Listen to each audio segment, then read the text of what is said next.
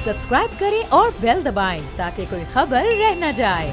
के इलेक्ट्रिक की मोनोपोली को डिस्कस करना चाहिए क्योंकि हम जानते हैं कि जो इंडस्ट्रियल सेक्टर है कराची में, कराची ऑफ कोर्स आपका इकोनॉमिक हब है, तिजारती दारुल-खिलाफ है, तो जो इंडस्ट्रीज़ हैं वो अपने IPPs लगा रही हैं, यानी इंडिपेंडेंट पावर प्लांट्स। जो इंडस्ट्रीज़ हैं वो अपने सोलर पार्क्स लगा रही हैं ताकि वो सूरज से बिजली पैदा करें। और यकीनन इससे वाज़ेह हो रहा है कि जो डिपेंडेंसी ऑन के इलेक्ट्रिक इस वक्त काफ़ी बुरी हो चुकी है। कराची वाले बड़े मुश्किल में। मुजम्मिल असलम साहब हमारे साथ हैं। बहुत बहुत शुक्रिया असलम साहब, आपने अपना कीमती वक्त हमें दिया। और मैं पूछना चाहूँगा कि इस वक्त जो के इलेक्ट्रिक की मोनोपोली और जो परफॉर्मेंस कराची में है, जिस तरीके से बिल्स मुसलसल बढ़ रहे हैं, GST, extra GST, further GST, बंद दुकान के ऊपर 6,000 रुपये का फिक्स टैक्स लगा दिया, नॉन फाइलर 3,000 रुपये फाइलर, किस डायरेक्शन में जा रहे हैं हम? How long can we survive like this Muzammil साहब?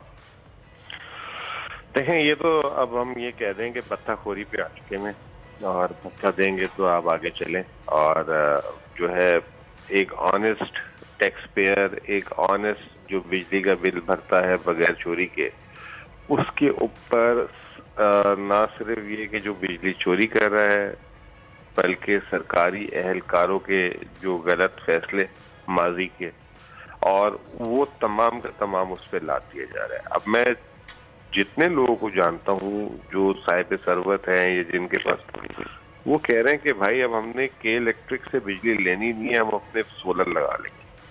और बेतहाशा लोग, और मैं हैरान हो गया, आप अगर ये मैरियट वगैरह में जाएं तो इन्होंने भी अपने जो है एनर्जी को सोलर पे लेके हैं। तो वो होटल्स जो मतलब लोगों से 20-30 हज़ार रुपये का कमरा देते हैं, वो भी अब इस एनर्जी बिल को बर्दाश्त नहीं कर पा रहे।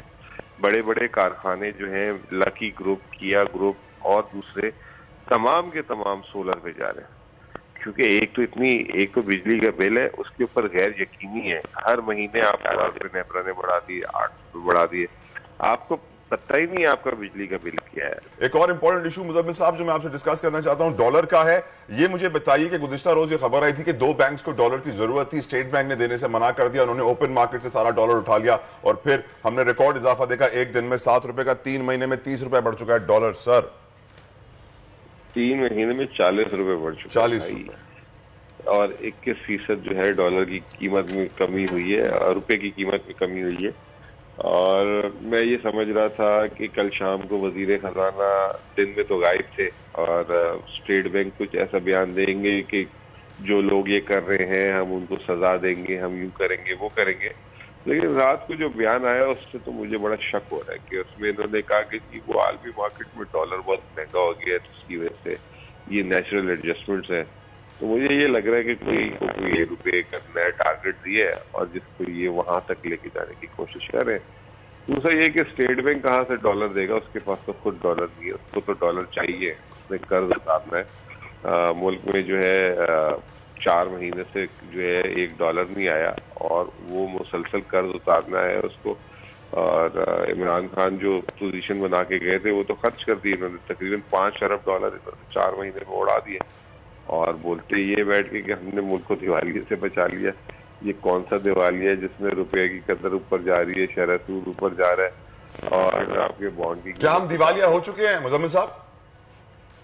देखिए, ये जो मार्केट जो रेट्स दिखा रही है तो वो अगर उन रेट्स को देख के बात की जाए तो हम दिवालिया हैं। और अगर आप सिचुएशन देख लें कि आने वाले दिनों में जो है क्या उम्मीदें हैं, वो भी मतलब पड़ चुकी है।